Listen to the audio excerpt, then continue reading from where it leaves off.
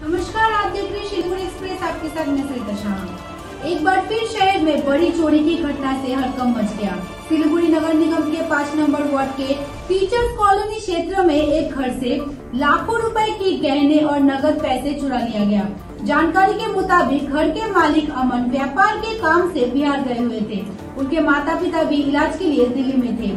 इसी वजह से घर काफी दिनों से खाली था। अमन हर शनि और रविवार को घर आते थे और चोरों ने इस मौके का फायदा उठाकर घर में घुसकर लगभग 25 से 30 लाख रुपए की गहने और 25 से 30 हजार रुपए नकद चुरा लिया।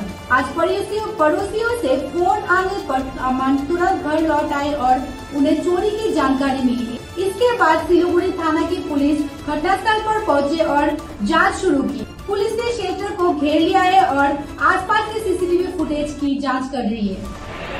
जी, आज सुबह मेरे पिताजी के पास पड़ोसी का फोन आया। एक्चुअल में हम लोग कुछ महीने पहले यहाँ शिफ्ट हुए हैं।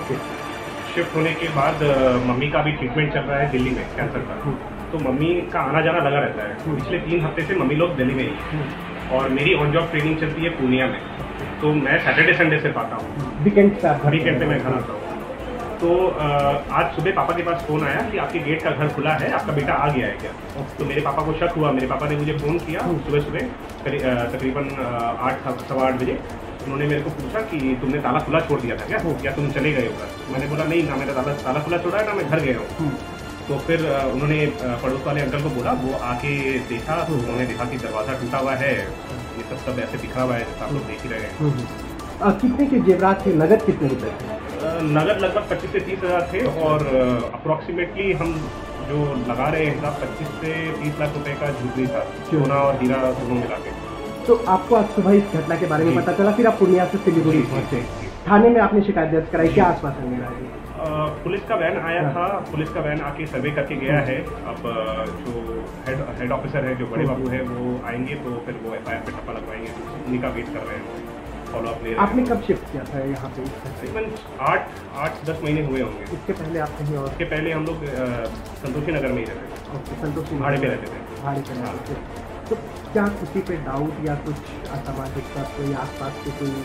देखिए, एक तो सबसे बड़ा जो डर हमें हर दिन रहता है, जब हम यहाँ रहते भी हैं तो भी ये डर हमें रहता है कि ठीक नुक्कड़ पे 10 से 12 लड़के डेली शाम को 6 से 7 बजे के बाद आते हैं और दारू, सिगरेट और पता नहीं अलग नशीले पदार्थ इस्तेमाल करते हैं।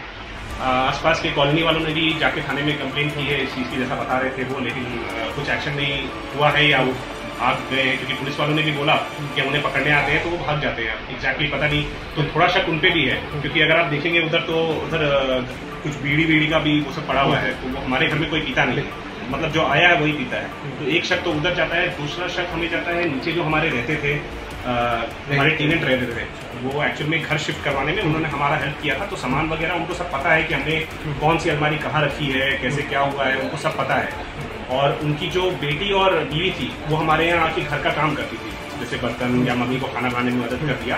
बट कुछ महीनों से उनसे अनबन चल रही थी, क्योंकि वो हमारा रेंट पे नहीं कर रहे थे।